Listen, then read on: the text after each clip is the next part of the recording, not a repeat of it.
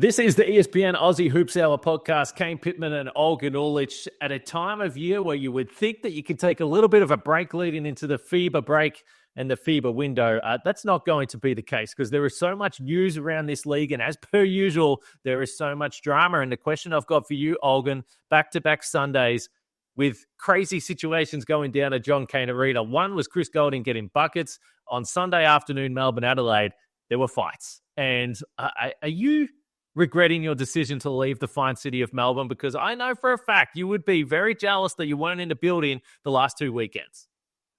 Honestly, a little bit. I get it. We've had really nice weather in Sydney, and we've had beaches, and it gave me an opportunity to go down to Canberra, and I got to Wollongong. The weather was nice there too. So I've had a good time, but I've missed like two very substantial moments in NBL 25 and in the NBL in the past 10 years as well. So yeah, I'm a little bit jealous that I haven't been there. And look, I also thought that this FIBA window would happen and I'd have a little bit of a break. But yesterday was one of the busiest days I've had this year with covering players in and out and the investigations that are going on with some of these Adelaide United players. So it's all happening in Melbourne right now. So we're not going to mess around on this podcast. We're going to hit all the news from a bunch of different teams across the league, and we're going to do it in quick fashion as well. We're not going to waste any of your time at home, but let's start with Sunday afternoon, Melbourne and Adelaide. A pretty fiery contest, which you really love to see, but then Montrezl Harrell and Shea Ili get ejected from this game. Rob Lowe was involved in that incident as well, perhaps the instigator on the play that we are questioning here. But in the end, the teams separate, and it spills into the crowd, into the front row. And from afar, you look at it, and it's a pretty shocking incident for the NBL. You don't see this very often at all. But now the question is, what is the league going to do, whether it is sanctions for the fan, obviously, but also what players were involved and what detail has gone into this investigation? What can you tell us where we're at right now as of mid-morning on Tuesday? So I'm expecting some sort of outcome to come forward when it comes to sanctions with the fan incident today.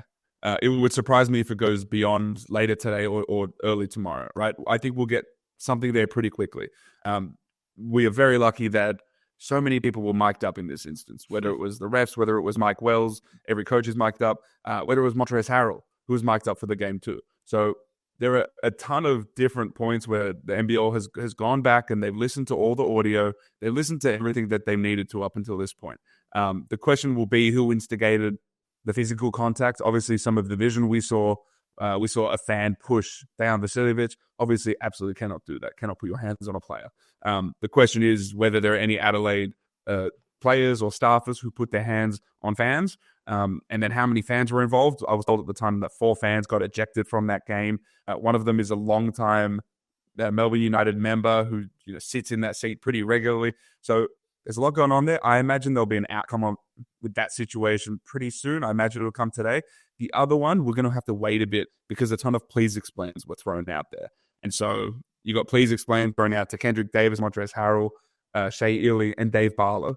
They have until, I believe, 6 p.m. tonight to submit those. And so they have to be submitted. The game review panel then has to oversee those, and then they have to ask questions about them. So that'll be a longer process. The fan incident, I imagine we'll get that outcome pretty quickly.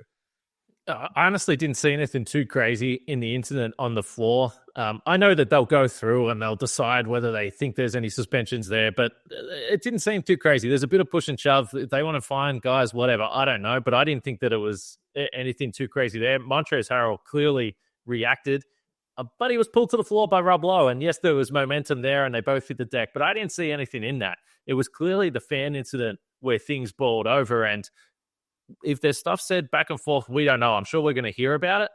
But we also know one of the cool things about basketball is that you can be so close to the players and so close to the action. The one thing everyone knows, they don't need to be told. You can't be crossing the line with things you say. You can't be crossing the line physically. So I'm curious to see what the NBL does here. Hey, one other thing, Olgun. Me and you have covered a lot of games in John Cain Arena, and a lot of our listeners would have been to games at John Cain Arena. And as this incident was unfolding, I've always thought to myself, I'm not sure whether the security is going to be in a position to stop any real incidents at John Cain Arena. And the fact that Brad Newley was the first guy in between the fans and the players didn't surprise me. So I'm just saying, if anything really escalated, I'm not sure we're looking at the security to bring this thing under control. So I give a ton of credit to the United staffers. So yes, I'm watching the vision over and over again, and as the camera's trying to get a better look at who's involved, I see Tom Vandervoos, the chief marketing officer of Melbourne United, right in the thick of it. He's the person that is right in between the fan who's alleged to have done some stuff and the players. So he's right in the thick of it.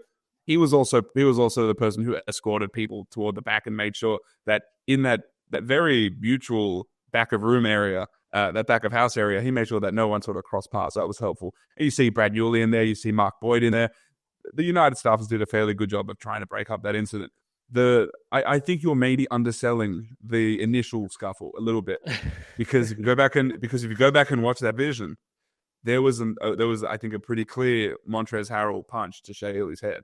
Now they will go back and they will look at the impact of that punch, whether they determine a closed fist is more significant than an open fist. I don't know if that actually, when it comes to the criteria that they use to put together the sanctions, I don't know if that there is a difference there.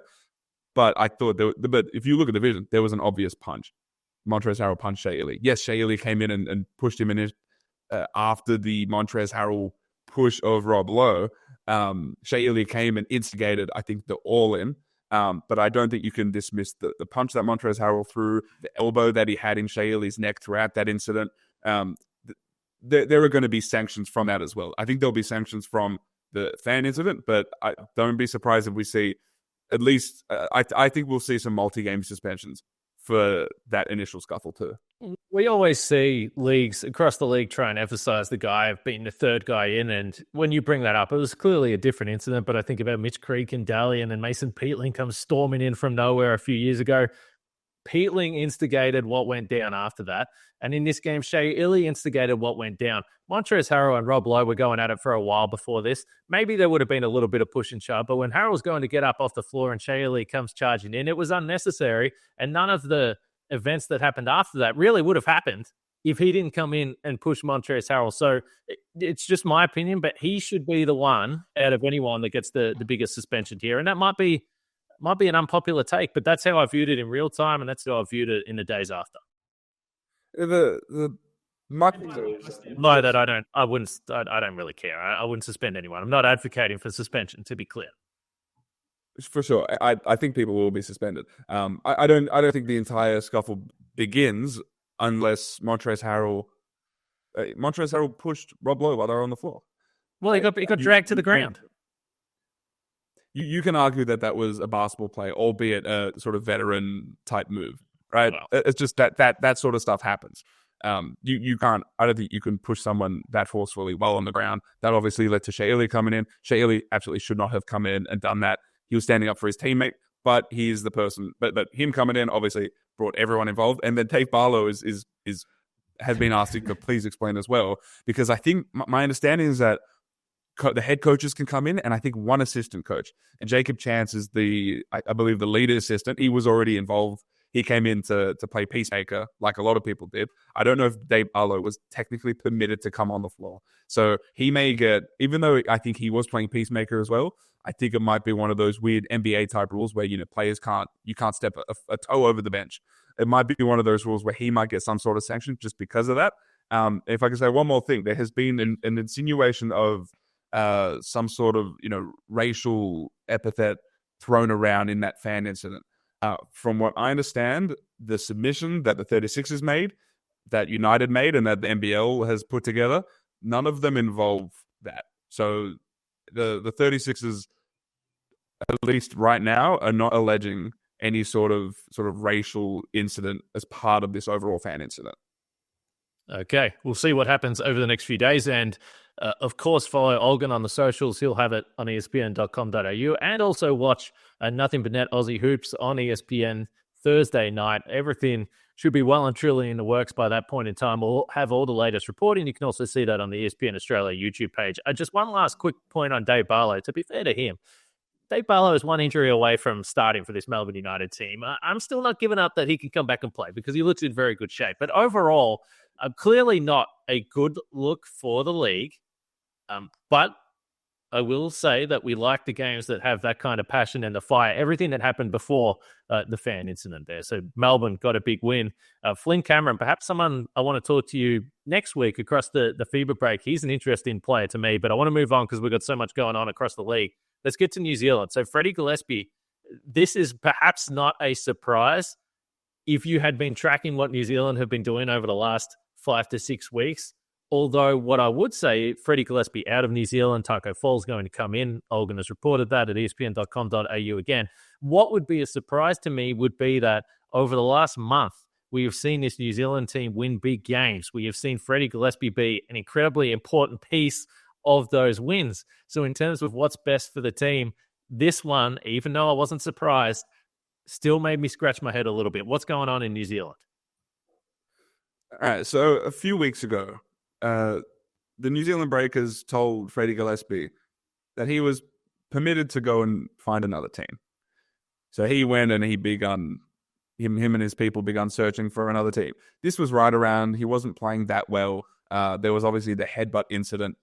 It wasn't looking amazing for Freddie Gillespie. So they gave him they allowed him to go and look for a new team. And so he began to do that. Obviously they had prepared Taco Fall to join the team for those NBA preseason games. And ultimately, hopefully, if he looked good enough, they would have had him join the team beyond that. Now, we never saw Taco Fall because he had a quad injury. He still has a quad injury. Even currently, even with them bringing him in, he's still recovering from that. My understanding is he will be back relatively soon. But Taco Fall came to New Zealand after those NBA preseason games with his family. So he was sort of hanging around. And so the shadow of Taco Fall was always hanging over Freddie Gillespie, even when the team started to play well, even though they got to 7-3 ahead of this FIBA window. The shadow of Taco Fall was always there. Freddie Gillespie was looking for another team because that's what he was permitted to do by the Breakers. Ultimately, he found that team. I was told on Thursday night that the playing group was told by Petri Koppinen, their head coach, that Freddie Gillespie would be heading to likely Milan and that Taco Fall would join the team beyond the FIBA break. It took them a little bit. Freddie had to play that game on Saturday against the Cairns Taipans. A buyout of some sort had to be negotiated between the Breakers and Milan. There were no Euro outs in Freddie's contract, and so a buyout had to be negotiated, so they released him. The Breakers got some sort of buyout from Milan. They eventually came to terms later on Saturday or early on Sunday, and they came to this agreement that Freddie Gillespie, someone who was a role player for this team, but really picked up his effectiveness over the course of the last few weeks. And this team obviously performed extremely well. They're second on the ladder right now. They're 7-3. They move off Freddie Gillespie. Taco Fall comes in, and we are all just fascinated to see what he looks like, not just after the injury, but just what a player like that looks like in the NBA. We've seen big guys in this league over the last few years, and you can be big. You can be a 7-footer, you can be 7'1", 7'2", but you also got to be a real athlete. And so I'm just curious what the fit is here. And you pointed to it with the ladder position, New Zealand playing so well to make a change like this at this point in the season. We don't see a lot of it unless something really has gone down. But this just seems what New Zealand committed to, as we pointed to about 6 weeks ago, and they've followed through. So I don't, on paper, like it. I've been starting to get around to looking at this New Zealand team. They had some big wins. They beat Sydney and Adelaide back-to-back a couple of weeks ago. Gillespie had 24 points, 12 rebounds, and 8 blocks across those 2 games. He's averaging 1.8 blocks per game.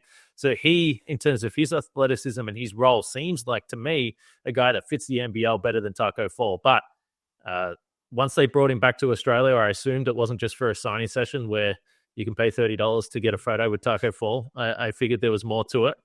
I think it's all bizarre. But I'm sure there will be people that will buy tickets to watch him play. I don't know.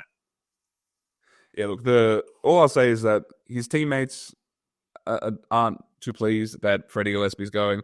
They liked Freddie as a person. Yep. Freddie Gillespie wanted to stay. He wanted to remain on this team. But other circumstances played out, and he's off to Milan. And that's also just like a hilarious outcome because Freddie Gillespie was mocked to start the season because he had a slow start. He eventually picked up his game. But the idea of Freddie Gillespie now heading to a higher level, he's going to a Milan team that I think would smoke every NBL team. he's going to an extremely high level. He's a high-level basketball player. I find that really, really, really interesting. And I know, again, his teammates aren't too pleased with it. They like him. I know the coaching staff really like Freddie as well. I think my feel is that they would have preferred he stay, but the circumstances were in place already. It seemed like there wasn't really any change in that. Yeah, it's interesting. It seems like New Zealand made a decision to move on from an import early in the season, which can be fraught with danger, Olgun, which brings us to PointsBet built different.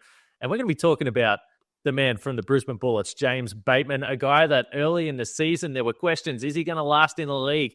How about you let the imports play a few more games? Because he had 51 points on the weekend in a win over Perth. He hit 9 threes. He pulled out every single shot attempt you could possibly imagine in this game, breaking records along the way. He did all this in just 33 minutes, Olgs.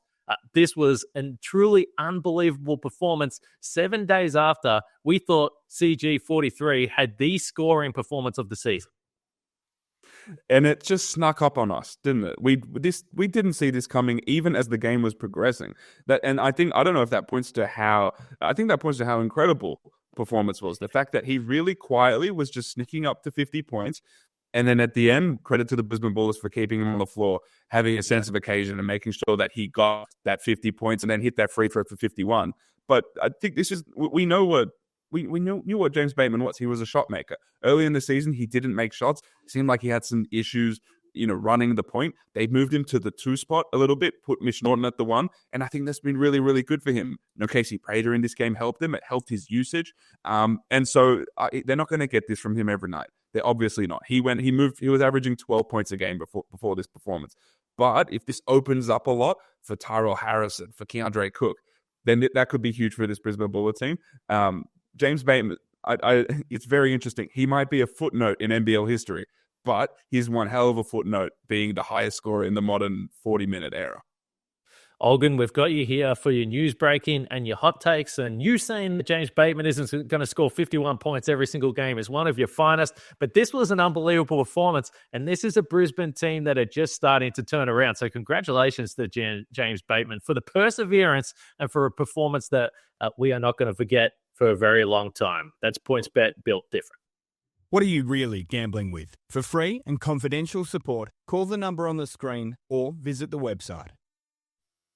You're listening to the ESPN Aussie Hoops Hour podcast. Kane Pittman, Olgun Ulrich, all your basketball news at espn.com.au. Make sure you check there. Make sure you check out Nothing But Net Aussie Hoops every single Thursday night on ESPN. This week, Olgun will be there. Rock Brockhoff is going to be there. Andrew Bogut is going to be there. The Sydney Kings, they're still looking shaky. I'm curious to see what Bogues has to say on this week's show, so make sure you go and check that out. Let's keep going with Brisbane here just for a little bit. So Bateman's 51 does bring up an interesting conversation overall about persevering with imports, but he's come off the bench. He's started, but this Brisbane team has felt disjointed all year long, and this is a big win for them. And because of the nature of the evenness of this league, beating Perth matters for a Brisbane team that's stuck in the middle of the pack and trying to make a run. So I think overall, they deserve a lot of credit. Shula deserves a lot of credit because this Brisbane team is starting to look relevant, and they looked a complete mess at the start of the season. Yeah, the one thing that I've been waiting for since the very start of the season, and even the preseason, we had not had a game where James Bateman and Keandre Cook both played well or both shot to what I think is their sort of ceiling. That hadn't happened. That happened in this game. And what that did is that opened it up for everybody, which is why we saw, I think, Rocco Zikarsky's best performance of the season. That's why I think Josh Bannon was able to be more effective than he has been to start this season. And I think they've had issues offensively. And I think a lot of it just has to do with the fact that they haven't had a functional point guard. They haven't had, their Parker Jackson Cartwright or their Kendrick Davis. They haven't or their Jalen Adams. They don't have that sort of player.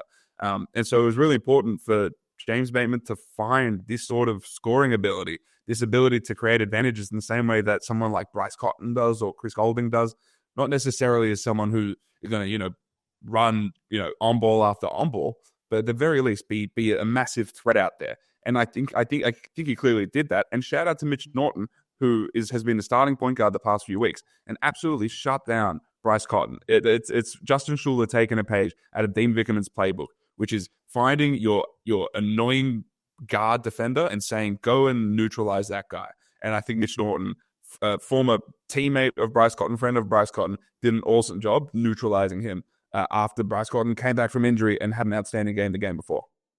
So there's familiarity there, as you pointed to, with Norton and Cotton. But as I was watching this game, I thought it was the perfect example of what we discussed last week with Perth's defense against Chris Goulding and what we saw from Perth's defense against James Bateman. So firstly, the number one point we need to make is quite clearly these were just out of the world individual scoring performances and shot making and skill, and that is not ever going to be discredited. And I also want to say that for Perth in back-to-back weeks to get guys that were actually knocking down those shots, there's a bit of bad luck associated with that. But I also think part of it is this team does not defend, and they were not committed to stopping James Bateman from scoring, just like they weren't with Chris Goulding last week. And the thing that actually annoyed me the most was in the last 3 minutes of this game when Bateman was clearly just jacking up shots to get 50. All of a sudden, Perth was sending multiple bodies. They're trying to ball deny. They're not letting him get the ball. They're guarding him beyond the three-point line up near half court. Where was that for the first 37 minutes? Bateman made some incredible shots, and there were some instances where you're like, okay, well, he was well guarded. There was others where they just let him cruise around screens, let him cruise up the floor in transition. No one could stay in front of him. And then on the other side of the ball, you have got Brisbane going in all-out ball denial mode on Bryce Cotton. It was the perfect example of differences in defenses on both sides of the floor. I think maybe there was some benefit for Brisbane that Bryce had just come back. It was his second game in a few days, so maybe he was a little bit winded. Like I'm not going to say Bryce missing all those shots was great defense. That's not the case. But I was just so frustrated watching both guys. And firstly, I was happy they let Bateman score that much because I wanted to see it. But I don't think it's a coincidence that it was Perth 2 weekends in a row. And how did they let it happen? This was a question coming into the season for Perth, which is, do they have the defensive personnel to guard on the perimeter? And the hope was that it would be Dylan Windler, that he would be someone who would really step up and take on those primary perimeter assignments. It did not help in this game that Christian Doolittle got injured very early. Sure. If you remember back to the first game of the season, between the Wildcats and the Sydney Kings, Jalen Adams popped off, and they had to put Christian Doolittle on Jalen Adams because they just didn't have any other options there. The guards on this team, from Cotton to Webster to Henschel to Pepper, there's just no resistance there, and that's just a personnel thing. That's just not what those guys are built to do. So that is somewhat concerning. And when we talk about teams that are going to go deep into a playoff series, the same questions that I have for Adelaide and their severe inability to defend, I think if we're removing Cairns from the equation because it feels unfair because they've been so injured, Adelaide-36ers are the worst defensive team in the league right now. That's what the numbers say. So if that's how treating them, it's a similar thing with Perth, who are dropping in their defensive efficiency because I don't know if they have the personnel to do that unless Dylan Windler really steps up. And then there's a question of, man, like, would you rather Todd Withers in this lineup to bring some sort of defensive force? Dylan Windler obviously is a high-level shooter. It was crashing the O boards, but man, they just need some sort of resistance on the perimeter because I don't think they have it. Withers played some interestingly good minutes in those games where he was a replacement player. So I think it's a fascinating point that you bring up there. I wouldn't expect. I mean, Windler, part of the problem for him has probably been the lack of continuity with his minutes and lack of continuity with his availability as well. So it probably feels like he's only played a handful of games so far. Pinder was aggressive in this game. So as much as we've spoke about Perth feel like they're unbeatable when Cotton and Pinder get going, we've really only seen that in 1 or 2 games this year for a variety of reasons, including health and including some down games, obviously, for Pinder there. So Perth continue to be a team that I'm curious in watching and seeing how they can work through this. Rocco, just before we move on, he was great in this game. It's interesting because you see how the physical dominance that he can have. I don't personally agree when you listen to the commentary, like just forcing the ball. Like, he's 18 years old. He's very clearly not strong enough yet in the way that you do see him in box out situations. He gets pushed out of the way. I think sometimes he tries to get those calls a little bit too much rather than use the size and length that he does have. But we saw in a game where he can crash the glass. The guards are dominant, and they play a big role in this because once they had the attention of the defense, all of a sudden Rocco was starting to get loose on those rolls to the basket. So he clearly looked very confident out there. He's having a lot of fun. He played nearly 20 minutes in this game. By far his best performance of the season. And if you're a fan of Aussie hoops, this was exciting. Yeah, and there's an obvious corollary between Emmett Nah hitting the floor, immediately finding Rocco Zikarsky in semi-transition, and then finding him on a roll. That is not a coincidence. That is not a coincidence. That is an absolute causal thing. But credit to Rocco, who I think would have seen the opposition, and they don't have bigs. This Perth team, they're not the hugest team. Keanu Pinder is an undersized center. Ethan Almanza is also a young guy. So this was a really good opportunity for Rocco to step up and have some sort of impact. And we've seen glimpses of it, right? And that's all it's been thus far. It's, every few games we'll see a putback dunk or something like that. But I thought up until this point, I thought something was really weird about his shot blocking. I felt like his timing was a little bit off. He was blocking less shots. It seemed like he almost regressed in that area. But this game was much improved for him. It seemed like he really had that timing down pat. And then I think the crowd helped him. I think the team's performance helped him. I think James Bateman's performance helped him. All of that was really good for him because that's all Rocco has to be. He just has to be an energy big, run rim to rim, block shots, get O-balls. Like, he has to do 2 or 3 things really well. If he focuses on those, he could still be a 2025 guy. Yeah, and the other part of this is, he hasn't played a lot of minutes, so conditioning is part of that. He looked absolutely gassed in some stretches of this game, running up and down the floor. We know NBL is a pretty up-tempo league, so just cool to see him get the opportunities. Hopefully, it's tough because Brisbane are in a position where they're trying to win. Justin Schuler's trying to win. He's a new coach in the league, and that doesn't lend itself to dishing out minutes to guys that are needing time to develop and who are going to play through mistakes. So in many ways, Harrison is really good. He's been good. I've said this before. I feel like, if Rocco was on a team that was winning a bunch of games, we say it before, and Melbourne United, obviously we've seen Hook Porty. Maybe he was a little more ready. Even last year, Perth with Saar, they were winning games. You're playing with guys that are consistently dominating games. It makes everything a little bit easier. So it's probably not the easiest situation yet, but the Bullets may be starting to turn things around. I want to get to some points from the Illawarra Hawks and Sydney Kings game to wrap this up. But just quickly, Josh King, early in the round, they play the Perth Wildcats, and the free throw count 30-10 in favor of the Perth Wildcats. And Bryce Cotton, he was 13 for 14 from the free throw line. And post game, Josh King referenced a lot of the foul calls, and he's never seen such a foul count before in one of the quarters. And first of all, I'm not laughing at that situation. That's incredibly frustrating. But I was laughing. Every new coach that comes to the league 2 or 3 weeks in has the same press conference. And one question I don't really like as a journalist is, hey, what was your welcome to the league moment? But this was Josh King's welcome to the NBL moment, playing in Perth, playing on the road, and perhaps not getting some of the foul calls you believe your team deserved. Yeah, welcome to the NBL, buddy. This is how this league works at times. You go on the road. Don't expect to win that foul count. Generally, don't expect for there to be an amazing amount of consistency on either end. We've seen this throughout games, even from a first half to a second half. The refs might be inconsistent with certain calls. I think we saw that in the Sydney Kings Illawarra Hawks game. Some guys get calls on one end, the same play on the other end doesn't happen. Again, don't misconstrue any sort of conspiracy for just refs feeling it out. Refs still learning. They're not the greatest refs in world basketball. That just is what it is. So again, Josh King's got to sort of it's one of those things that you just have to accept. You got to accept that you might get bad calls here and there. It might be something that you can't even overcome. No matter how much you scheme to overcome it, I don't think that's going to happen. You're just going to have to fight through it. I respect the frustration. And Olgun, I also respect a frugal man. And Josh King repeatedly said that I'm just stating the facts. These are the numbers. This is the facts. And I like that. He did it in a way that everyone knew what he was trying to say. And he ensured that there really is no way he could get a fine. And NBL, please don't make me look silly here. My man here was just stating the facts. And let me say this too. So the NBL has this new rule where a losing team is not permitted to bring a player in. They can choose just to have a head coach as the person who fronts the media. You needed a fact checker.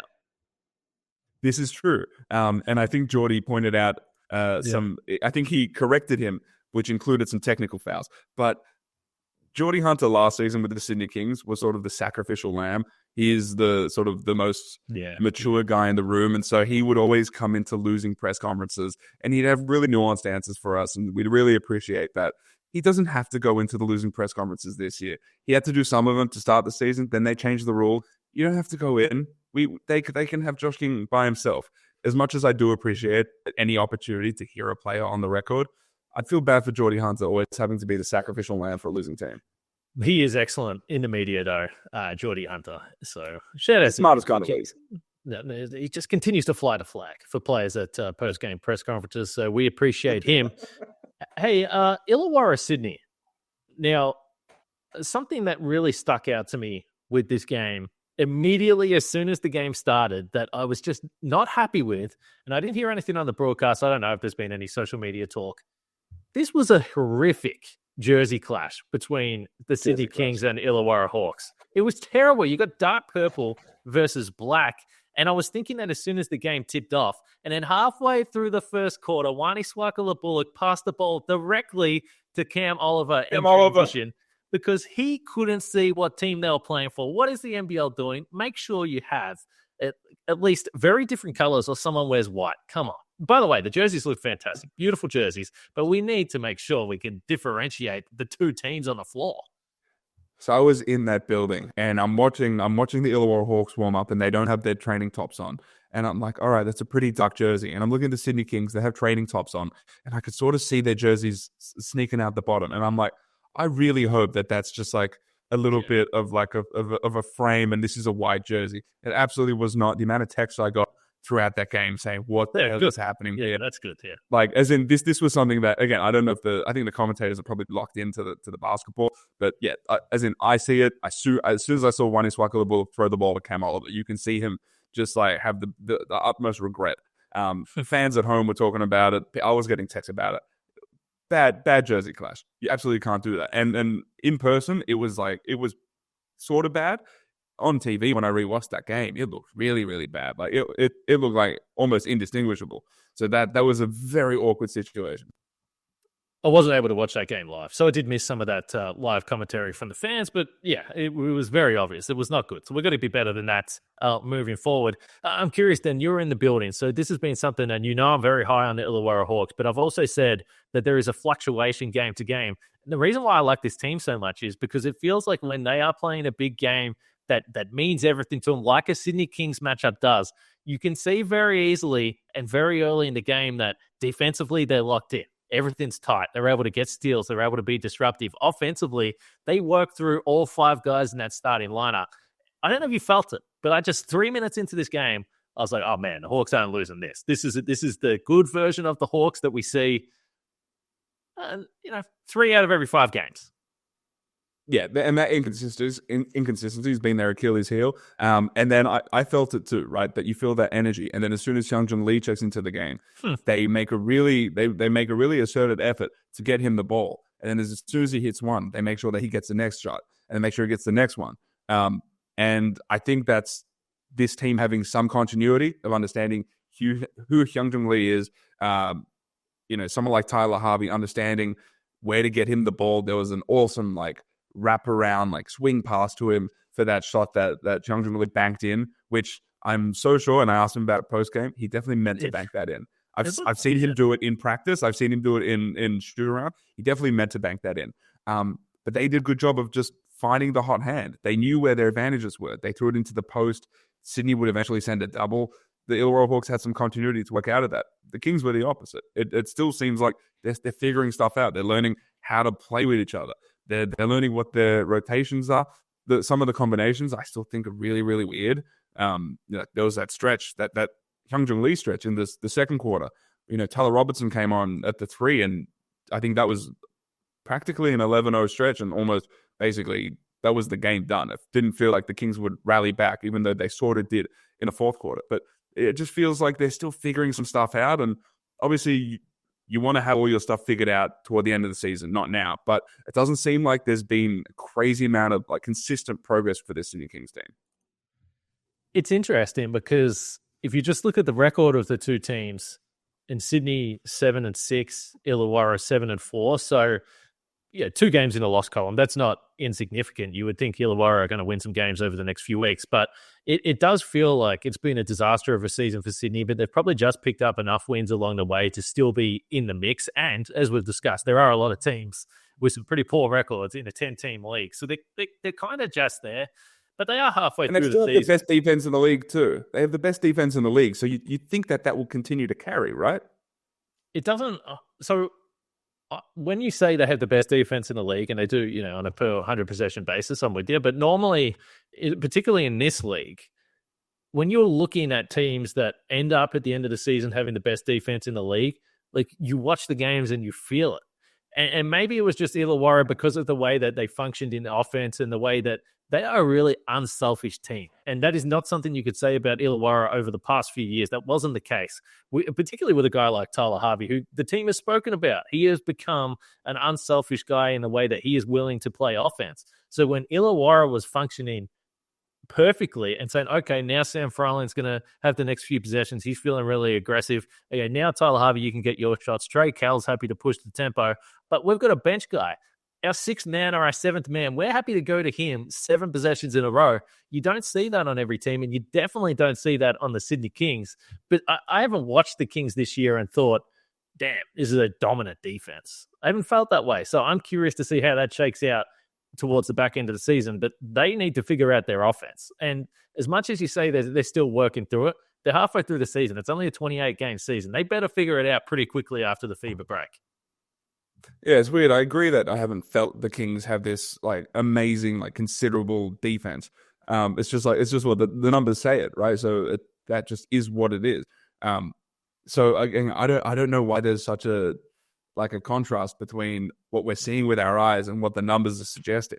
But yeah, it just seems like they're not able to get the best out of each of their guys. Like we haven't seen the best out of Bull Kuol or Alex Tui or Isaiah Liafa is starting to pick it up a little bit. But I just feel like no one's being maximized right now. Even like Cam Oliver, we see glimpses of it, but we don't see consistent output. It's just I don't know. The combinations aren't working. It doesn't seem like there's enough of a flow with how they go about things. Yeah, I don't know, but I trust the personnel on that team. Like I trust that they are talented enough, and I also trust that they are like high character enough to work together and be a good team. I'm surprised that they are so sort of up and down right now. They're so inconsistent and volatile. I don't know if you agree with this, but I was just thinking about this as you were working through it. If Cam Oliver played for any other team in the league and Brian Goorjian wasn't the head coach and it wasn't this organization that's won so much over the last few years, you could almost guarantee that there would have been questions right throughout this season. The Kings should just cut Cam Oliver. But because he has a record in this league, it doesn't feel like that's going to be the case. But when you think about, okay, well, he's played one good game here. He's playing 10 minutes here. Okay, now he's scoreless. Now he's going to start. Now he's coming off the bench. This is the textbook situation where the questions come, oh, geez, can Cam Oliver play in the league? He remains one of the most fascinating stories across this whole entire season in terms of can he consistently become the star the Kings need him to be. But yeah, if it wasn't the Kings, if it wasn't the background history you know of Cam Oliver, if he was a new import to the league, based on the season he's had and all the weird stuff going on, people would be asking, do the Kings need to move on? What do you think? That just came to my head. But it's like, this is the textbook import season where people ask all the questions, but he won't. And I'm not saying that they should, but that's how disjointed it has felt from the outside. Yeah, I get that he gets given a lot of grace because of his time with the Taipans and how effective he was. And the fact that he's still 28. Like, he's not some 35-year-old. No. So he's theoretically improved since then, or at the very least the same. And I think some grace is given because the Sydney Kings team is talented. And so there's an expectation that they should be able to keep their head above water and be able to pick up some wins here and there, and even excel with notwithstanding how Kane Oliver's playing. I think a lot of grace is given there to the point where I think there's just trust that it will be figured out. He will figure it out. The coaching staff will figure it out. The players around him will figure it out when the time matters. I feel like they feel like they've got enough wiggle room to be able to live with this.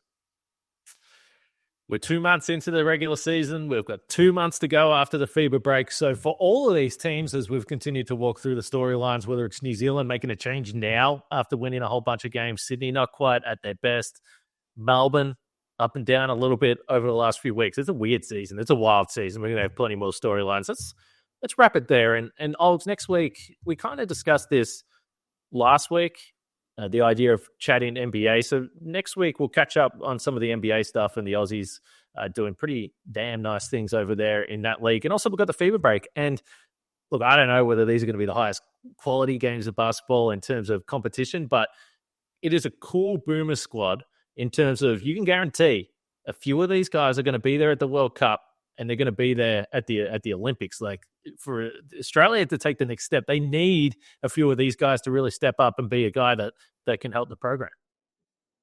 Yeah. So games against Thailand, game against Korea. Yeah, I'm excited. I'm excited to watch it. It's annoying that a lot of players had to bow out of that tournament. Jack White's out with calf injury. Nathan Sobey's out for management. But there's a good amount of guys there. Josh Bannon was added to the team. Jacob Furphy was added to the team. I spoke with Furphy a few days ago out at the IAS and have a story up on ESPN.com.au on his commitment to University of Connecticut and him joining this team and what he hopes to get out of it and things like that. He's someone to watch going forward. He's a really, really interesting player. And yeah, stay tuned. We've got a ton of content coming. This has been the most hilariously busy week for me, considering I thought that this would be a really nice way to sort of taper away from everything, maybe take a few days off. That's just apparently not going to happen. I did read that story with Jacob Furphy, and clearly the biggest downside of going to UConn is that it's about 20 minutes down the road from where I live. So you don't get to avoid ESPN Australia if you go to UConn. So it's bad news. Bad news for Furphy next year. Unless I can find that close to scores. Oh, true, yeah. true. Yeah. Then I'd have to find a new person on this podcast. Obviously, that's very sad for my friend. Commiserations, but yeah, mass setback. You're actually that close to Stores, though. I don't know what Stores is. Yeah, not too far out from Hartford, which is where UConn win a whole bunch of basketball games. I haven't been to a UConn game, so anyway, I'm assuming that will be happening. Back-to-back national champions. Have you not got to a game yet? Busy man, no question. No question about that. All right, let's wrap it up. I moved house today, Olgun. I'm tired now. It's like there's no worse job. It's so much time. It's frustrating. Things go wrong. Moving is not fun, man. I'm looking forward to sleeping. So you're saying we're not going to do another 45 minutes on my thoughts on the under-15 Oceania Cup? We're not going to go through every Australian and New Zealand prospect? We're not doing that? Yeah, maybe next week. I look forward to it. Let's wrap it up. Go to ESPN.com.au for all the latest basketball news. Watch nothing but net Aussie Hoops this Thursday night for Kane and Olgun. That's it. We'll see you after the FIBA break.